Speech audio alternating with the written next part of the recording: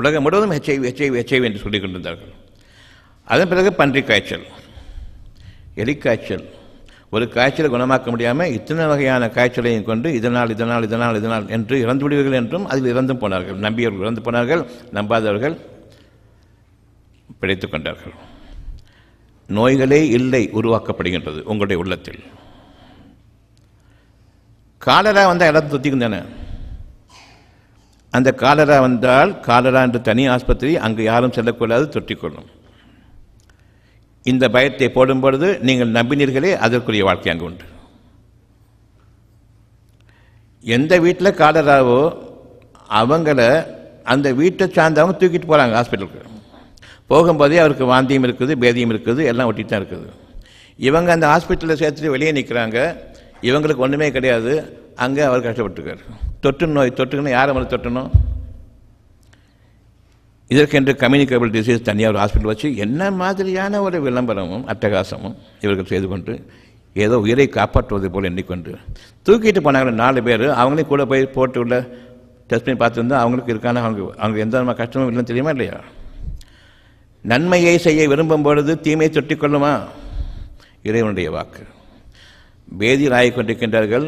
எனக்கு தொற்றினாலும் பரவாயில்லை, இவர் காப்பாற்றப்பட வேண்டும் என்று நம்பி எடுத்துக்கொண்டு போகின்றார்கள். இவர் பயந்து விட்டார். அவர்கள் மூலமாகத்தான் சுகமாக வேண்டும் என்று நம்பிக்கொண்டதன் காரணமாக அங்கு போய் இறக்க வேண்டும் அல்லது பிழைக்க வேண்டும். இறைவன் நாட்டப்படி தூக்கி கொண்டு போனார்களே, அவர்களுக்கு ஏன் தொற்றவில்லை காலரா? அங்கேயே கிடைக்கின்றார்கள். திரும்பவும் மறுநாள் வீட்டுக்கு கூட்டு வர வரைக்கும் ஏன் தொற்றவில்லை?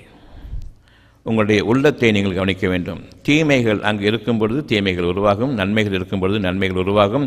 அகிலங்களின் மீது இது ஆணையாக வானங்கள் முதலாக பூமியில் உங்களுக்காக இயக்க வேண்டும். நற்செய்தியையும் நல்ல உணர்வை கொண்டும் புதிய உயிர் மூச்சை கொண்டும் புதிய உயிராற்றலை கொண்டும் உங்களுக்கு அது உங்களுடைய ஒரு நன்மையை உங்களுக்காக விதைக்க வேண்டும், வளர்க்க வேண்டும், உறுதிபட செய்ய வேண்டும். உங்கள் வாழ்நாள் முழுமைக்கும் அந்த ஒரு உறுதியானது பயன்பட வேண்டும். வானங்களும் பூமியும் உங்களுக்காக. இப்பொழுது புதிய சீக்கை அவர்கள் கண்டுபிடித்தார்கள். சீக்கா என்ற வைரஸ் வந்துவிட்டது என்று உடனே பத்திரிகைகளிலும் விளம்பரம், பயம் பூர்த்தப்பட வேண்டும் என்று நிறைய பார்த்தாகிவிட்டது. பயம் போய்விட்டது. சீக்கா நம்மை தொட்டவில்லை. காரணம் அந்த சீக்காவை நாம் மதிக்கவில்லை. டாக்டர்களை நீங்கள் நம்பினால் உங்களுக்கு அச்சத்தை அதிகப்படுத்துவார்கள். ஒன்றுமில்லாததை அவர்கள் பிரம்மாண்டமாக காட்டுவார்கள். தங்களுக்கு தெரியாத ஒன்றையெல்லாம், அது இதுவரையில் உலகத்தில் கண்டுபிடிக்கப்படாத நோய், மருந்துகள் கண்டுபிடிக்கப்படவில்லை, நாங்கள் சீக்கிரமாக கண்டுபிடித்து விடுவோம், அதுவரையில் வேறு ஏதாவது நாங்கள் செய்து கொண்டிருப்போம், நீங்கள் எங்களுடைய மருத்துவமனைக்கு வாருங்கள், நாங்கள் உங்களுக்கு தடுப்பூசியும் போட்டுவிடுவோம். அதற்கு நீங்கள் நம்பினீர்கள், தடுப்பூசி போட்டால் சுகமாகும் என்று. இறைவனுடைய வாக்கு அங்கு இருக்குது, எந்த கொலையும் வேண்டாம், சுகமாகுங்கள் என்று. இந்த சுகம் என்ற ஒரு உணர்வுக்கு நீங்கள் நம்பிக்கை கொடுப்பதற்கு இவை எவ்வளவையும் நீங்கள் நம்பியதன் காரணமாக ஓரளவுக்கு சுகம் கிடைத்துக் கொண்டிருக்கின்றது. ஆனால் இறைவன் கொடுத்த அந்த வாக்குகள் நீங்கள் நம்பாமல் மனிதர்களுடைய வழிமுறைகளை நீங்கள் நம்பினீர்கள். நம்பிக்கை என்ற ஒன்று அருபமானது. நீங்கள் எடுத்துக்கொண்டிருக்கூடிய ஒவ்வொன்றும் உங்களுடைய உடல் பொருள், இந்த 5 புலன்களால் நீங்கள் கணிக்கக்கூடியதாக இருக்கின்றது. ஒவ்வொன்றையும் இவை நீங்கள் படைத்தவை, அவற்றுக்கு உயிரோட்டம் கிடையாது என்பதை அறியுங்கள். உங்களுடைய மருந்து மாத்திரைகள் எந்த ஒன்றுக்கும் உயிரோட்டம் கிடையாது. இறைவன் படைத்த ஒவ்வொரு உணவுக்கும் உயிரோட்டம் உண்டு. அந்த உணவுக்கு பத்தியமிட்டு விடுங்கள். நாங்கள் தயாரித்த மருந்துகள், விஷயங்கள் உயிரோட்டம் அற்றது. உணவுக்கு பத்தியம் இடுங்கள். உயிருக்கு உயிரோட்டம் அளிக்கக்கூடிய அந்த உணவு நான் படைத்தேன், அது வேண்டாம். டாக்டர் சொல்கின்றார், மருந்தை சாப்பிடுங்கள், இது உங்களை வாழ வைக்கும். கொஞ்சமாவது நமக்கு உள்ளம்னு ஒன்று இருந்தால் இந்த அறிவை நம்ம மதிப்போமா? மதிக்கலாமா? இந்த கிளைபாட் அறிவை, மரமண்டையில் இருக்கிற அறிவை நம்பலாமா? உள்ளத்தில் இருக்கிற செய்தியை நம்பணுமா? எப்படி நாம் படித்தவன் என்ற இந்த இழிவான நிலையை அடைந்தோம்? படித்த அறிவை கொண்டு பெருமை கொண்டு வாழ்ந்தோம். ஏன்? இறைவனை விட்டுவிட்டு மதிகற்றவர்களாக மனிதர்களுடைய அறிவை நம்பி வாழ்ந்தோம். இன்னமும் கற்பனைகளிலும் கதைகளிலும் புத்தகங்களிலும் நம்முடைய வாழ்க்கை போய்கொண்டிருக்கின்றது. புத்தகத்தை நம்பினால் நீங்கள் மனிதன் அல்ல, புழுப்பூச்சிகள், புத்தக புழுக்கள் என்பதை நீங்கள் அறிவீர்கள். நல்லறிவை நம்புங்கள். மனிதனாக உயர்ந்து வாருங்கள். மனிதன் உள்ளம் சம்பந்தப்பட்டவன். மனிதன் இந்த மூளை சம்பந்தப்பட்டவன் இல்லை. அந்த உள்ளமானது மூளையை தன்னுடைய பாதுகாப்பில் வைத்திருக்க வேண்டும், தன்னுடைய கண்ட்ரோல் வைத்திருக்க வேண்டும். மூளைக்கு மனம் அடங்க வேண்டுமா? மனதிற்கு மூளை அடங்க வேண்டுமா? மூளையுடைய செயல்பாடுகளிலிருந்து தான் உங்களுடைய அனைத்து உடல் வெளியுறுப்புகளுடைய அவ்வளவு செயல்பாடுகளும். இந்த ஒவ்வொரு உறுப்பாக கவனிக்கப் போகின்றீர்களா, மூளையை கவனித்தால் போதுமா? மருத்துவ அறிவினுடைய இன்னொரு அட்டகாசம், மூளைதானே உங்களுடைய அனைத்து உறுப்புகளையும் இயக்கிக் கொண்டிருக்கின்றது. பிரதானமானது மூளைதானே, அதனுடைய நரம்பு மண்டலங்கள் உங்களை இயக்கிக் கொண்டிருக்கின்றது. ஒவ்வொரு உறுப்பையும், கை கால் விழுந்துவிட்டால் மூளை காரணம். ஒவ்வொரு உறுப்பையும் மூளையுடைய நரம்பு மண்டலங்கள் வியாபித்துக் கொண்டிருக்கின்றன. அப்படியென்றால் உங்களுடைய ஒவ்வொரு உறுப்புக்கும் காரணம் அது இயங்குவதற்கு மூளை என்று இருக்கும் பொழுது, மூளை சிறப்பு மருத்துவ நிபுணர் இருக்கிறார். உங்களுக்கு கை கால்கள் மறுத்துவிட்டால் மூளை கோளாறு, அவர் தான் சுகமாக்க வேண்டும். அதே போன்றே உங்களுடைய இருதயங்கள் ஒழுங்காக இயங்கிவிட்டால் மூளை கோளாறு, அதுதான் உங்கள் சரிபார்க்க வேண்டும். கிட்னி செயலிருந்து விட்டால் மூளை அந்த நரம்பு மண்டலங்கள் தான் கிட்னியை இயக்கிக் கொண்டிருக்கின்றன, அதனை தான் சரிபார்க்க வேண்டும். உடலில் உள்ள எந்த உறுப்புகள் உங்களுக்கு சீரழிந்தாலும் சரி, அது இயக்கக்குறைவாக இருந்தாலும் சரி, மூளை தானே காரணம். மூளை ஸ்பெஷலிஸ்ட் என்று ஒரு இருக்கும் பொழுது எதற்காக இத்தனை ஸ்பெஷலிஸ்ட் பின்னர் சிந்திக்க வேண்டும். பொய்யிலேயே பிறந்து பொய்யிலேயே வளர்ந்திருக்கக்கூடிய இந்த உங்களுடைய மருத்துவ அறிவு மிக மோசமான, இறைவனுக்கு படு விரோதமான, உங்களுடைய உள்ளத்தை சீரழிக்கக்கூடிய, பயத்தை கொண்டே கவ்வக்கூடிய பேயை போன்றது மருத்துவம் என்பதை அறிய வேண்டும். மருத்துவ அறிவை போன்ற ஒரு சுகாதாரக்கேடு, சாபக்கேடு மனிதனுக்கு எதுவும் இல்லை என்பதை அறிய வேண்டும். உங்களுடைய உள்ளத்தில் உங்களுடைய இறைவன் இருக்கின்றான், நம்பிக்கை கொள்ளுங்கள். இறைவனுடைய வாக்குகள் நம்பிக்கை கொள்ளுங்கள்.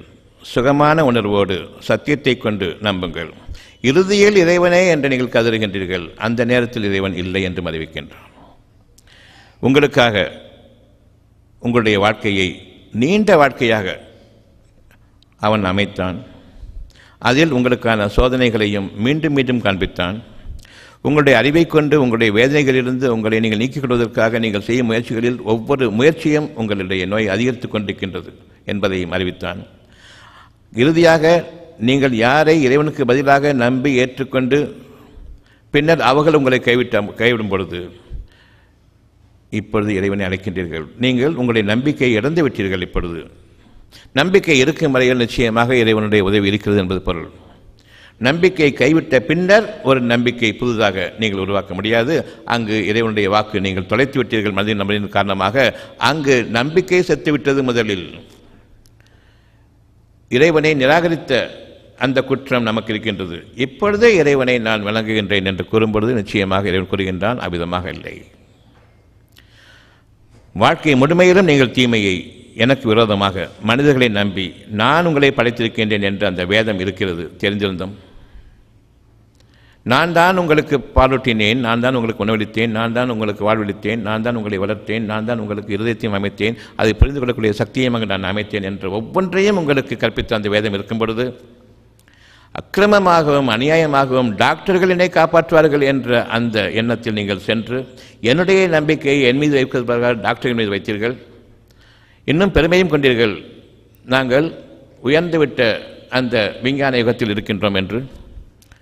எங்களுடைய டாக்டர்கள் எங்களை காப்பாற்றுவார்கள் என்று அவர்களை நீங்கள் உங்களுக்கு நல்ல நிலையை நான் வைத்திருக்கும் பொழுதே மெடிக்கல் இன்சூரன்ஸ் பண்ணீங்க. எனக்கு ஏதாவது வந்துவிட்டால் இவர் தான் காப்பாற்றுவார் என்று. இப்பொழுது காப்பாற்றி கொண்டிருப்பார் யார் என்பதை பார்க்காமல், பிறகு உங்களுக்கு நீங்கள் விரும்பிய வேதனைகள், நீங்கள் எதனை நம்பினீர்களோ அந்த வேதனைகள் யார் மூலமாக நீங்கள் அதனை நீங்கள் நீக்கிக் கொள்வீர்கள் என்று தீர்மானித்தீர்களோ அவர்கள் கைகளில் நீங்கள் சிக்க வேண்டும் என்பதற்காக இறைவன் உங்களுக்கு விதித்த விதி தன் புறத்தில் இருந்துள்ள ஒரு வேதனை சோதனையாக கொடுத்தான். வேதனையாக நான் ஆக்கிக் கொள்வதற்கு முன்பாக இன்னமும் நீண்ட ஆயுளை கொடுத்தேன். உங்களுடைய முயற்சிகளில் நீங்கள் படிப்படியாக மோசமாகி கொண்டு வருகின்றீர்கள் என்பதையும் கவனியுங்கள். என்னுடைய நான் கொடுத்த நம்பிக்கை சுகமாக வேண்டும் என்ற அந்த வார்த்தையும் போய்விட்டது. நம்பிக்கையும் நீங்கள் தொலைத்துக் கொண்டிருக்கின்றீர்கள். அதாவது என்னை நீங்கள் விரட்டி கொண்டிருக்கின்றீர்கள். இப்பொழுது நீங்கள் உங்களுடைய உள்ளத்தின் பக்கம் திரும்ப வேண்டும். அந்த நம்பிக்கை சாவதற்கு முன்பாக, என் இறைவனை முழுமையாக நான் விரட்டுவதற்கு முன்பாக என்னுடைய இறை நம்பிக்கையை நான் வெளிப்படுத்திக் கொள்ள வேண்டும். இறை நம்பிக்கையை அழகான ஒரு வாக்கை நான் உறுதிப்படுத்திக் கொள்ள வேண்டும். அது இறை நம்பிக்கையாக இருக்கின்றது. இந்த நம்பிக்கைக்கு விரோதமாக நான் செயல்பட்டுவிடக்கூடாது. இந்த நம்பிக்கை செத்துவிட்டால் நான் இறைவனை நிராகரித்து விட்டேன் என்பது பொருள். இறைவன் இல்லை என்பதை நான் உறுதி செய்துவிட்டேன் என்று பொருள். இந்த நம்பிக்கையை செத்த பிறகு இறைவனே என்று கூப்பிடுகின்றீர்களே, நிச்சயமாக இறைவன் இல்லை, அங்கு நிச்சயமாக இறைவன் இல்லை. அத்தியாயம் 4 18வது வசனம்.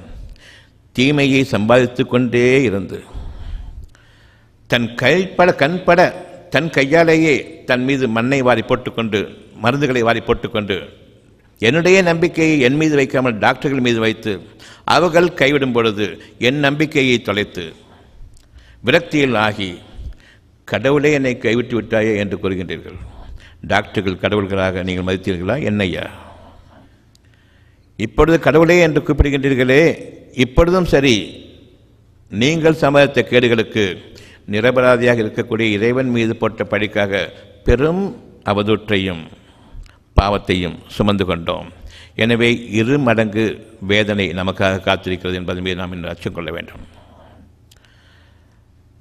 தீமைக்குமே தீமை சம்பாதித்துவிட்டு பின்னர் அந்த தீமையை சூழ்ந்து கொண்ட போது எனக்கு மரணம் நிச்சயம் என்று நீங்கள் முடிவு செய்யும் பொழுது, சுகமாகுங்கள், உயிர் வாழ்க்கை வாழுங்கள் என்று இறைவன் கூறிக்கொண்டிருக்க, உயிர் வாழ்க்கைக்கு டாக்டர்கள் தான் முக்கியம் என்று நாம் அங்கு சென்று உயிரை பற்றி டாக்டர்களுக்கு ஒன்றுமே தெரியாது என்று தெளிவான வேதம் உங்களுடைய உள்ளத்தில் அமைக்கப்பட்டிருந்தோம். உயிரை படைத்தவர்கள் அவர்கள் இல்லை, உயிரை காப்பாற்றுபவர்களும் அவர்கள் இல்லை என்ற தெளிவான அந்த ஒரு வேதத்தின் பகுதியை அமைத்திருந்தோம். ஊர் மக்களையும் உலக மக்களையும் பின்பற்றினீர்கள், இறைவன் ஒருவனை தவிர. இப்பொழுது உங்களுக்கான நேரம், விதிக்கப்பட்ட நேரம் நீண்ட ஆயுளுக்கு பிறகு இன்று வந்திருக்கின்றது. அத்தியாயம் 35 வசனம் 37. உங்களுக்காக சிந்திக்கக்கூடியவன் அது சிந்திக்கும் பொருட்டு உங்களுக்கு நீண்ட ஆயுளை கொடுக்கவில்லையா? எத்தனை சோதனைகளில் நீங்கள் உங்களுடைய முறைகளில், உங்களுடைய வழிமுறைகளில் மோசமாகி வந்து கொண்டிருக்கின்றீர்கள் என்பதையும், நம்பிக்கை செத்துக் கொண்டிருக்கிறது என்பதையும் கவனிக்கவில்லையா? அந்த நம்பிக்கையை சாகரித்துக் கொண்டிருப்பது என்னை முற்றிலுமாக நீங்கள் நீக்கிக் கொண்டிருக்கின்றீர்கள் என்ற அந்த உணர்வு வரவில்லையா? அந்த நம்பிக்கையை மூழ்கடித்துக் கொண்டிருப்பவர்கள் உங்களுடைய மருத்துவர்கள் என்பதை அறியவில்லையா? உங்களுடைய கல்வி அறிவு என்பதை நம்பவில்லையா?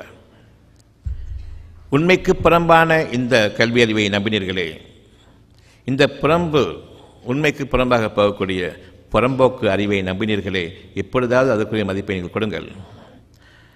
மருத்துவத்திற்கு நான் போகும்பொழுது என் இறைவனை மறுத்துவிட்டு செல்கின்றேன் என்ற அந்த உணர்வின் மீது நீங்கள் அச்சம் கொள்ளுங்கள்.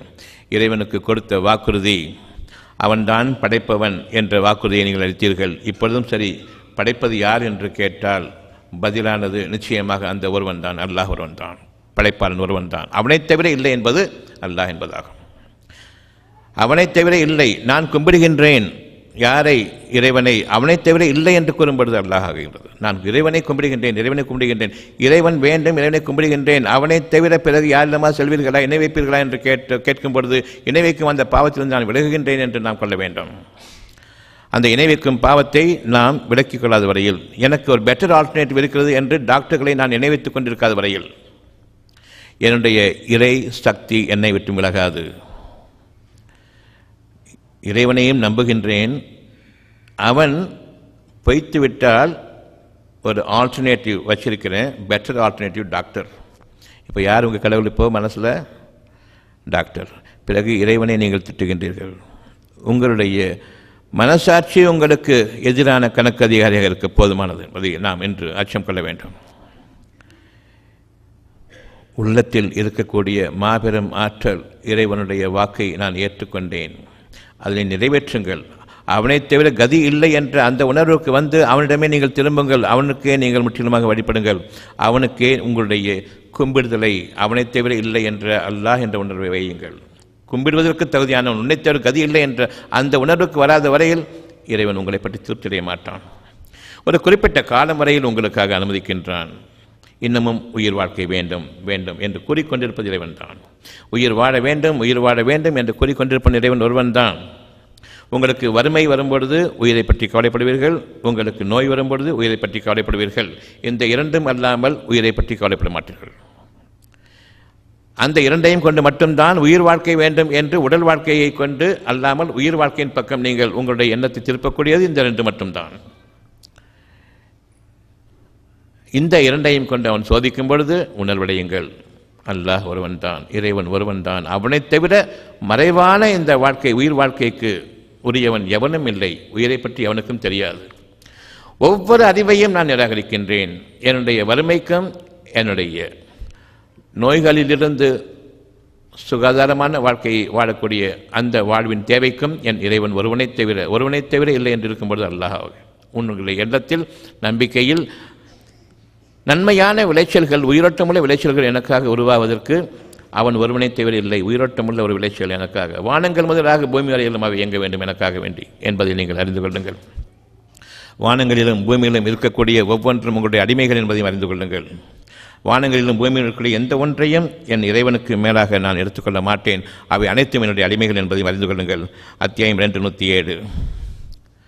நிச்சயமாக எந்த விதமான சந்தேகத்திற்கும் இடமில்லாமல் வானங்கள் பூமியின் ஆட்சி உங்களுடைய உள்ளத்திலிருந்து உருவாகின்றது. உங்களுடைய தேவைகளை நிறைவேற்ற வேண்டி இந்த இரண்டுக்கும் இடையே எந்த ஒன்றுக்கும் நீங்கள் சிரம் சாய்க்கக்கூடாது.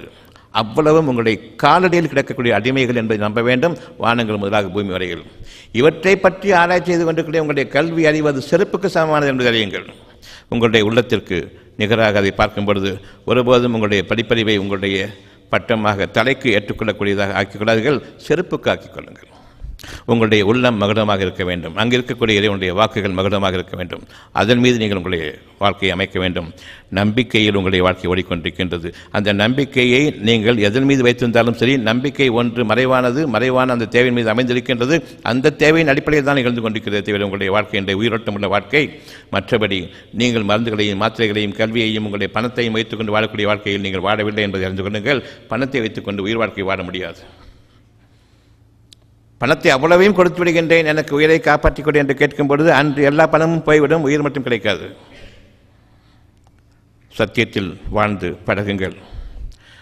உங்களுடைய டாக்டர்கள், உங்களுடைய மருந்துகள், உங்களுடைய கல்வி அவ்வளவும் உங்களுடைய காலுக்கு கீழே இருக்கக்கூடிய செருப்புக்கு சமமானது என்பதை அறிய வேண்டும்.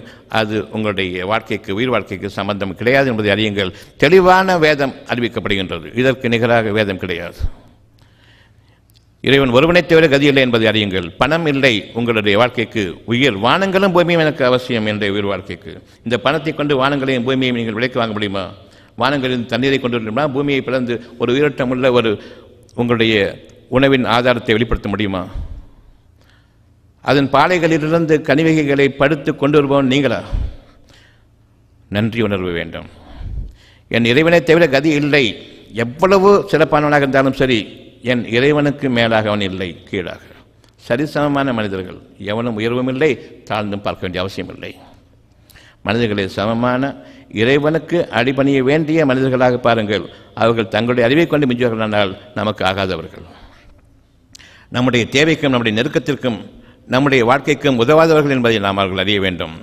அவர்களை ஒரு அந்நியர்களாக எவ்வளவு மதிப்பு மரியாதை கொடுக்க வேண்டுமோ அவ்வளவுதான். மனதுக்கு நெருக்கமானவர்களாக ஆக்கிக்கொள்ள முடியாது ஒரு காலம். தனித்து விளங்குங்கள். ஒவ்வொருவருக்கும் நம்பிக்கை இருக்கின்றது. அந்த நம்பிக்கையை சாகடிக்காதீர்கள். அந்த நம்பிக்கையை சாகடிப்பது இறைவனை நான் சாகடிப்பதற்கு ஒப்பானதாகும். பிறகு நான் இறைவன் பக்கம் திரும்புகின்றேன். அந்த நேரத்தில் இறைவன் இல்லை என்பதை இன்று நாம் பயந்து கொள்ள வேண்டும். வானங்களிலும் பூமியிலும் அந்த ஆட்சியை நீங்கள் நிலைநிறுத்தாத வரையில், உங்களுடைய எண்ணத்தின் மீது நீங்கள் நம்பிக்கை கொள்ளாத வரையில் எந்த உதவியும் மற்றவர்களாக நாம் ஆகிவிடுவோம். அத்தியாயம் 2:107 வசனம் 107. உங்களுடைய உள்ளத்தின் பக்கம் நிச்சயமாக திரும்புங்கள். அங்கு இறைவனுடைய வாக்கு, வேத வாக்கு இருக்கின்றது. அந்த வேத வாக்கை இறைவன் மட்டும்தான் உங்களுக்கு நிறைவேற்ற முடியுமே தவிர உங்களுடைய அறிவை கொண்டு நீங்கள் நிறைவேற்றுபவர்கள் இல்லை. ஏனென்றால் மறைவானவற்றை அறியக்கூடிய அறிவு உங்களுக்கு கிடையாது. வெளிப்படையான பொருள்களாக இருக்கக்கூடியவற்றில் நீங்கள் எதனை கற்பனை செய்து அறிவாக வைத்திருக்கின்றீர்களோ அந்த கற்பனை அறிவை தவிர கிடையாது. ஒரு இலை வளர்கின்றது. அந்த இலையில் உங்களுக்கு இந்தந்த உறுப்புகள் எல்லாம் இருக்கின்றன. ஒரு செல்லை பார்த்து கொண்டு இந்த உறுப்புகள் எல்லாம் இருக்கின்றன. அதில் யார் வளர்த்தது, எப்படி வளர்த்தது, எப்படி தோன்றியது தெரியாது. பிறகு பார்த்தது என்ன புண்ணியம்? அதிலிருந்து உங்களுக்கு என்ன தெரிய விரும்புகின்றீர்கள்? நீங்கள் அதை அடிப்பதற்கு தவிர பெருசாகிவிட்டது, அடிக்க வேண்டும். ஒரு கட்டி பெருசாகிடுச்சு, அதை வெட்டணும். சின்னதுலேருந்து பெருசாகிடுச்சு. சின்னதாக இருக்கும்போது அது அமுங்கி போயிடும்னு நினைக்கிறீங்க இல்லையா? பெருசானாலும் ஏன் அப்படி ஆகாது? எது வெளியே வந்துச்சோ சுருங்க வேண்டியது தானே. பெருசாச்சுன்னு ஆகாது. என் அறிவுக்கு அப்பாற்பட்டு விட்டது. ஆனால் சத்தியம் என்பது சின்னதாக இருக்கும்போது அது அமுங்கன்னு எப்படி நினைச்சிங்களோ அதே போன்று இவ்வளோ பெரிய பிரம்மாண்டமான கேன்சராக உருவாகிவிட்டது. அமுங்க வேண்டியதானே. சின்னதாக பெருசாகிடுச்சு, மேலே வந்து ஒட்டினதாக இல்லையே.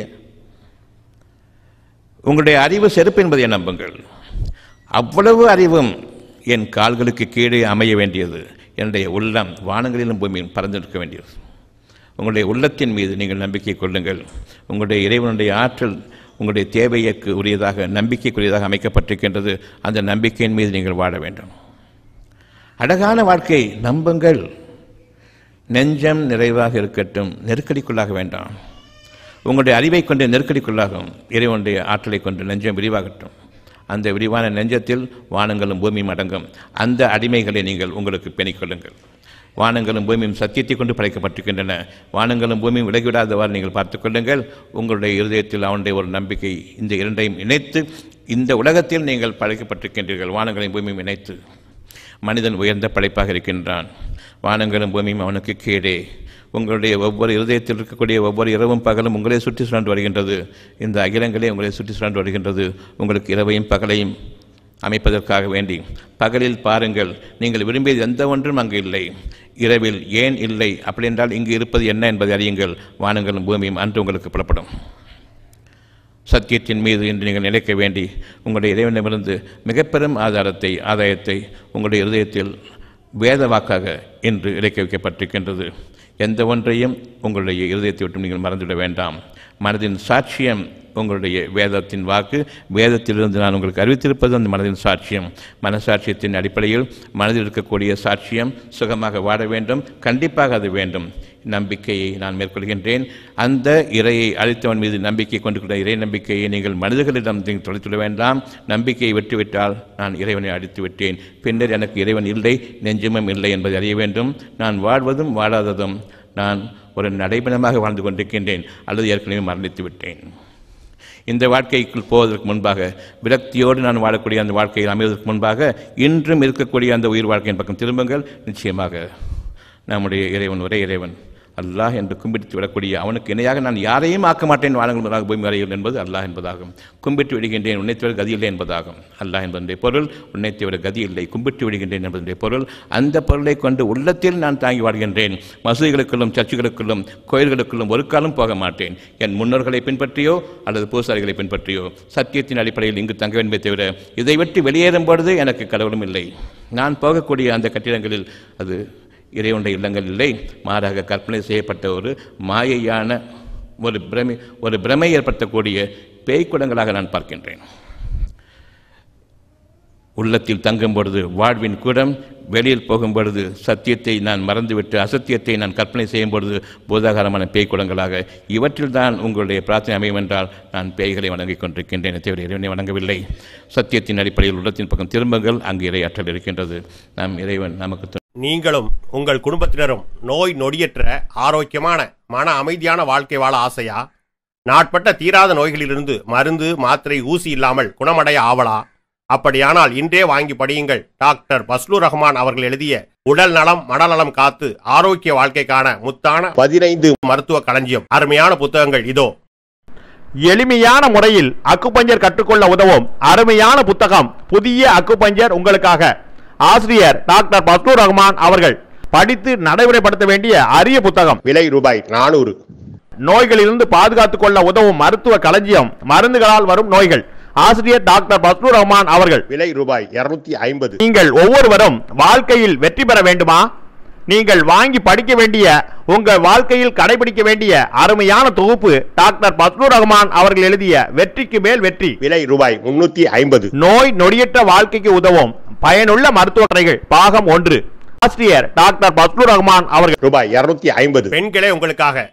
நிச்சயமாக ஆண்களுக்கும் எண்ணற்ற ஆண் பெண் இருபாலருக்கும் ஏற்படும் மருத்துவ கேள்விகளுக்கு விடை காண, மேலும் பெண் குழந்தைகள் பிறந்தது முதல் அவர்களுக்கு மனமாகி குழந்தைகள் பிறக்கும் வரை ஏற்படும் அனைத்து விதமான சந்தேகங்களுக்கு தீர்வு காண உதவும் மருத்துவ பொக்கிஷமான இப்புத்தகம் நீங்களும் படித்து உங்கள் வருங்கால சந்ததிகளுக்காக பாதுகாத்து வைக்க வேண்டிய மருத்துவ களஞ்சியம். பெண்களே உங்களுக்காக, நிச்சயமாக ஆண்களுக்கும். ஆசிரியர் டாக்டர் பஸ்லூர் ரஹ்மான் அவர்கள். விலை ரூபாய் 250. டாக்டர் பஸ்லூர் ரஹ்மான் அவர்கள் எழுதிய இறைவழியில் இனிய சுகப்பிரசவம். விலை ரூபாய் 400. டாக்டர் பஸ்லூர் ரஹ்மான் அவர்கள் எழுதிய நோய் நொடியற்ற வாழ்க்கைக்கு உதவும் மருத்துவ கட்டுரைகள் பாகம் 2 விலை ரூபாய் 250. மருந்து மாத்திரை ஊசி இல்லாமல் நோய்களிலிருந்து தப்பிப்பதற்கும் ஒவ்வொரு குடும்பத்திலும் இருக்க வேண்டிய அருமையான புத்தகம் தான் நீங்களும் அக்குபஞ்சர் டாக்டராங்கள். விலை ரூபாய் 250. வாழ வழிகாட்டும் அற்புதமான புத்தகம் தான் டாக்டர் பஸ்லூர் ரஹ்மான் அவர்கள் எழுதிய இறைவழி மருத்துவம் பயனளிக்க இறைவனை பிரார்த்திப்பது எப்படி. விலை ரூபாய் 250. இறைவழி மருத்துவம் பாகம் 1 ஆசிரியர் டாக்டர் பஸ்லூர் ரஹ்மான் அவர்கள். விலை ரூபாய் 200. இறைவழி மருத்துவம் பாகம் 2 ஆசிரியர் டாக்டர் பஸ்லூர் ரஹ்மான் அவர்கள். விலை ரூபாய் 250. பிபி டயபெட்டிஸ் நோயாளிகளே உங்கள் நலனுக்காக. மேலும் டயபெட்டிஸ் பிபி பற்றி இன்னும் அறிந்து கொள்ள நமக்கும் நம் சந்ததிகளுக்கும் டயபெட்டிஸ் பிபி நோய் வராமல் காத்துக்கொள்ள உதவும் அற்புத நூல்தான் டாக்டர் பஸ்லூர் ரஹ்மான் அவர்கள் எழுதிய பிபி டயபெட்டிஸ் நோயாளிகளே உங்கள் நலனுக்காக. ஒவ்வொரு வீடுகளிலும் அவசியம் இருக்க வேண்டிய நூல்தான் பிபி டயபெட்டிஸ் நோயாளிகளே உங்கள் நலனுக்காக. விலை ரூபாய் 250. டாக்டர் பஸ்லூர் ரஹ்மான் அவர்கள் எழுதிய எப்படி கற்றோம். விலை ரூபாய் 350. மேற்கண்ட 15 புத்தகங்களை வாங்க தொடர்பு கொள்ளுங்கள். Health time publication, Chennai. Cell number 9840498898 மற்றும் 87784477788.